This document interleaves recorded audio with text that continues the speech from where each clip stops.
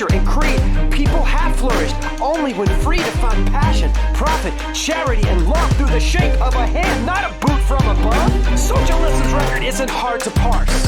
First it was tragedy, now it's a farce. Let's unite people from every nation in peace, exchange, and cooperation.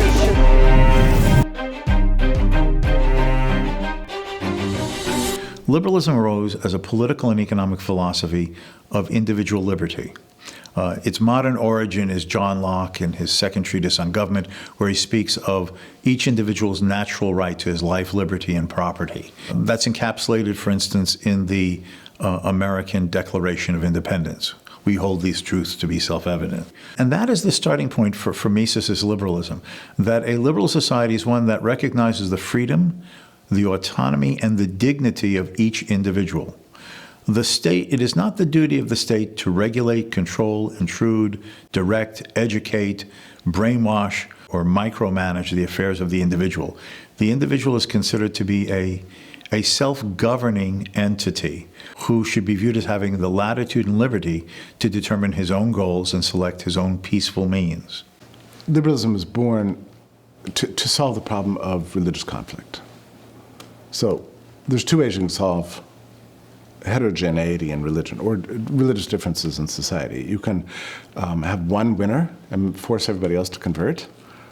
That caused a lot of bloodshed throughout Europe. Or you can just announce, all right, believe whatever you want, that's fine. Just don't interfere with anybody else's right to believe what they want. Let's try that.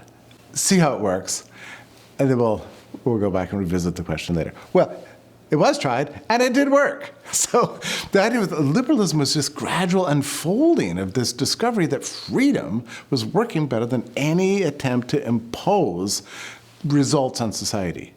And so it began with religion, but yeah, then it went to printing and publishing and speeches, you know, and so freedom of speech, and then it came to civil rights and the right to move, the right to own, the right to train, start your own businesses. The guild system started collapsing.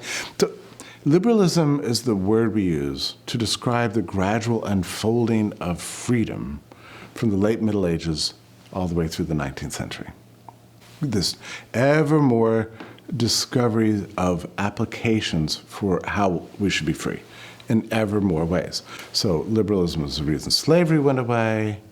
It was the reason capitalism made so much progress, why you can believe whatever you want, why you can start a business, why you can make progress, why you can marry who you want.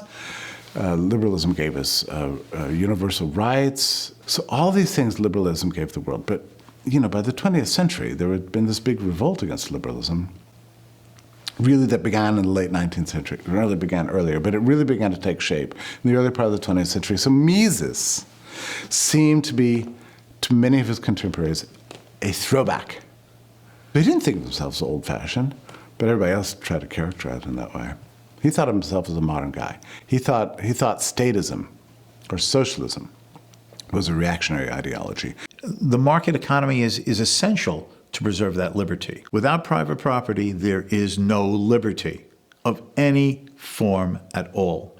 If the state owns all the means of production, then it owns all the printing presses. It owns all the paper and the ink. Who then decides what gets in books, in magazines, in newspapers? The state.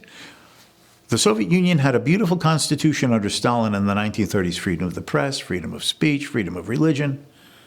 But what freedom when the only thing that gets in the media is determined by the government because they own all the newspapers?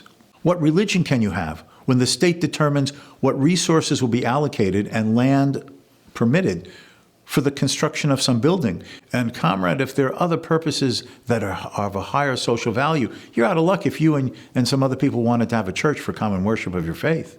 That is the kind of tyranny that the critics of socialism in the 19th century liberal era warned against, and which all manifested themselves following the communist revolution in Russia and then in other countries.